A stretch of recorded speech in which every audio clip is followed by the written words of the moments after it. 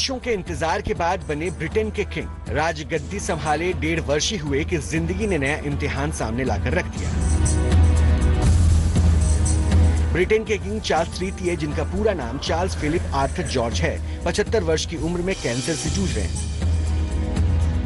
Buckingham palace ने हालांकि इस बात का खुलासा नहीं किया है कि किंग चार्ल्स तृतीय को कौन सा कैंसर है और शरीर के किस हिस्से में, लेकिन पैलेस ने अपने बयान में कहा है कि हाल ही में बढ़े हुए प्रोस्टेट के इलाज के दौरान उनके कैंसर से पीड़ित होने का पता चला, जिसके बाद मीडिया में किंग चार्ल्स तृतीय को प्रोस्टेट अनुमान लगाया जा रहा है।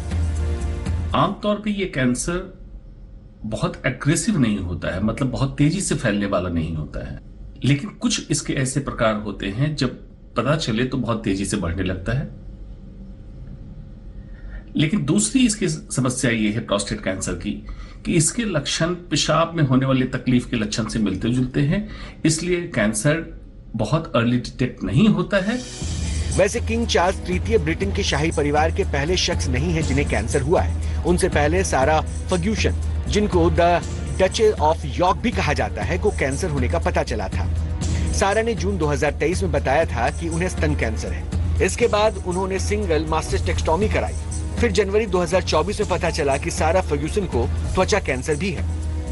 जिस ब्रिटिश राजघराने के बारे में बार बार कहा जाता है कि उनकी राज में सूरज नहीं डूबता, आज उनके परिवार को कैंसर जैसा दीमक लग गया है, जो एक एक करके शाही घराने के लोगों दावा किया जाता है कि किंग चार्ल्स तृतीय की मां और ब्रिटेन की लंबे समय तक महारानी रही एलिजाबेथ द्वितीय भी अपने जीवन के अंतिम वर्षों में कैंसर से जूझ रही थी। इसका खुलासा उनके दिवंगत पति प्रिंस फिलिप के एक दोस्त ने अपनी किताब में किया था।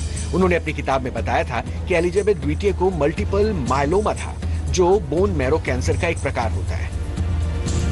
महारानी एलिजाबेथ द्वितीय के पिता और किंग जॉर्ज 6, जिनके बारे में कहा जाता है कि वो बहुत अधिक धूम्रपान करते थे, उनकी मौत फेफड़े के कैंसर से हुई थी। ऐसे में सवाल उठता है कि क्या कैंसर जैसी जानलेवा बीमारी विरासत में मिल सकती है? तो जवाब है हाँ, क्योंकि कई रिसर्च बताते हैं कि कुछ कैंसर परिवारों में पीढ़ी दर पीढ़ी पहुंच सकते हैं। जेनेटिक की जहां बात है या हेरिडिटरी या कह सकते हैं फैमिली रन कैंसर, उसमें 2-3 बातें समझने की है। प्रोस्टेट कैंसर जेनेटिक होता है, यस जेनेटिक होता है। उसमें कुछ जीन खास करके, जिसमें BRCA1 BRCA2 जीन इसके लिए रिस्पॉन्सिबल है, लेकिन जेनेटिक प्रोस्टेट कैंसर सिर्फ 10% लोगों में होता है। शाही परिवार में कैंसर पीड़ितों की लिस्ट लंबी हो रही है और इससे होने वाले मौतों की भी। महारानी एलिजाबेथ द्वितीय की मां एलिजाबेथ बोज लियोन को भी कैंसर था। बताया जाता है कि 60 वर्ष की उम्र में कोलन कैंसर और 80 वर्ष की उम्र में स्तन कैंसर से पीड़ित हो गई थी। वर्ष 2002 में 101 वर्ष की उम्र में उनका निधन हो गया। किंग एडवर्ड 8, जिन्हें द ड्यूक ऑफ विंडसर भी कहा जाता है, को उनको गले का कैंसर था। उन्हें वर्ष 1971 में कैंसर होने का पता चला, फिर 1 वर्ष के बाद उनका निधन हो गया। महारानी विक्टोरिया और प्रिंस अल्बर्ट की राजकुमारी विक्टोरिया को वर्ष 1898 में ब्रेस्ट कैंसर होने का पता चला था। बाद में कैंसर उनकी रीढ़ की हड्डी तक फैल गया और अगस्त 1901 में 60 वर्ष की उम्र में उनका निधन हो गया। सभी कैंसर परिवर्तित जीनों से उत्पन्न होते हैं। हालांकि रिपोर्ट से कहती हैं कि केवल 5 से 10% कैंसर ही वास्तव में वंशानुगत होते हैं, लेकिन जोखिम को देखते हुए डॉक्टर्स जेनेटिक टेस्ट की सलाह देते हैं, जिससे पता चलता है कि किसी व्यक्ति को ये म्यूटेशन या नहीं। उनके फैमिली में रन कैंसर के कारण एक बात, उनके फैमिली में सभी लोग काफी उम्र तक जिए। एजिंग इटसेल्फ रिस्क है। स्मोकिंग की जो हिस्ट्री थी, किंग जॉर्ज 6 की बात हुई लंग कैंसर की, लंग कैंसर बिल्कुल स्मोकिंग से रिलेटेड है।